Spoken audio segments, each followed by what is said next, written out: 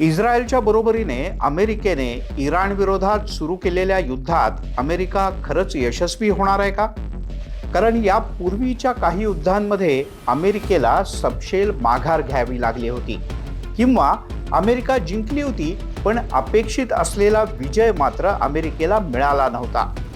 आणि आत्ता नेमकी कदाचित तशीच स्थिती होऊ घातली आहे. नेमकं काय आहे ते जाणून घेऊया.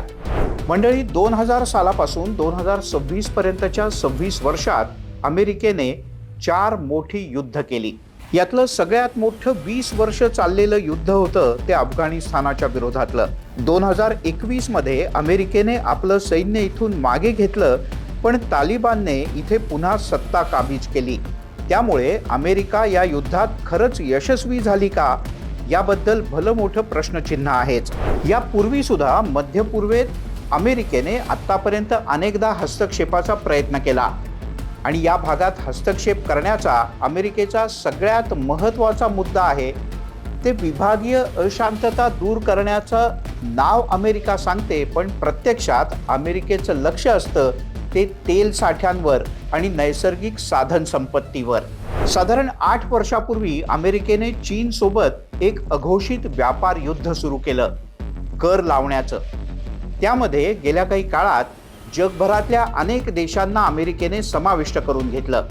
पण अमेरिकेच्या सर्वोच्च न्यायालयानं याही मुद्द्यांवर ट्रम्प यांचा एक प्रकारे पराभव केला आणि ट्रम्पना आपला लावलेला टेरिफ स्वतःहूनच मागे घ्यावा लागला. अर्थात गिरे तो भी टांग ऊपर या न्यायाने ट्रम्प यांनी 10च्या ऐवजी 15% टेरिफ लावला. पण मंडळी, आत्ता आपण युद्धापुरतं बोलू. 20 जानेवारी 2025 रोजी राष्ट्राध्यक्ष म्हणून पुन्हा एकदा डोनाल्ड ट्रम्प यांनी सूत्र हातात घेतली आणि यानंतर मध्य पूर्वेत प्रामुख्यानं इराणच्या विरोधात लष्करी कारवायांना सुरुवात करत आहोत अशी धमकी द्यायला सुरुवात केली. गेल्या 8 दिवसात म्हणजे बरोबर 28 फेब्रुवारी रोजी अमेरिकेने इस्रायलच्या सहकार्याने इराणच्या विरोधात हवाई हल्ले सुरू केले. आत्तापर्यंत इराणचे सर्वेसर्वा अयातुल्ला खामेनी यांचा खात्मा करण्यासह इराणच्या सर्व लष्करी आस्थापनांना नेस्तनाबूत करण्यात अमेरिकेला यश मिळालंय. पण एवढं होऊन सुद्धा इराणची जनता, प्रशासन आणि लष्कर हार मानायला तयार नाही. अगदी शेवटची बातमी हाती आली तेव्हा इराणनं आपल्या क्षेपणास्त्राच्या सहाय्यानं तब्बल 7 ते 8 टप्प्यातली जगातली सर्वोच्च संरक्षण प्रणाली असलेल्या इस्रायलवर सुद्धा क्षेपणास्त्रानं यशस्वी हल्ला केला. इराणचं कुठलंही क्षेपणास्त्र अमेरिकेपर्यंत पोहोचू शकणार नाही. त्यामुळे एक प्रकारे फार नुकसान न होता अमेरिका या युद्धात आपण जिंकलो असा दावा करू शकते. पण अगदी सुरुवातीला म्हणजे 28 तारखेला डोनाल्ड ट्रम्प यांना असं वाटलं होतं की आपण 2 ते 3 दिवसात इराणला बेचिराख करू आणि इराण गुडघ्यावर बसून आपली माफी मागेल. पण प्रत्यक्षात असं होताना दिसत नाही.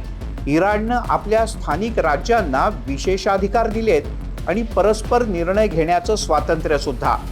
सगळ्या इराणमध्ये खोमेनी यांच्याबद्दल काही प्रमाणात नाराजी असली तरी त्याहीपेक्षा जास्त नाराजी आहे ती अमेरिकेच्याबद्दल आणि अमेरिकेच्या इराणमधल्या आणि मध्य पूर्वेतल्या हस्तक्षेपाबद्दल.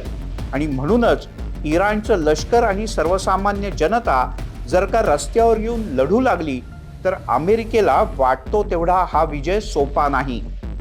सुरुवातीला 3 दिवसात विजय मिळवू असं अमेरिकेला वाटलं असताना आता 8 दिवस झाले, पण अजूनही इराण गुडघ्यावर येऊन माफी मागायला तयार नाही. आणि ट्रम्प मात्र गुडघ्यावरती येऊन माफी मागितली, अर्थात बिनशर्त माफी मागितली तरच युद्ध संपू असं सांगतायत.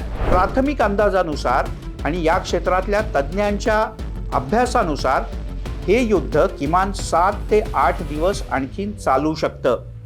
पण त्यानंतर सुद्धा इराण सर्वस्वी शरणागती मानेल असं वाटत नाही. अमेरिका मात्र असं सांगेल की आम्ही या युद्धात जिंकलो. पण तो खरंच विजय असेल का? तुम्हाला काय वाटतं आम्हाला जरूर कळवा.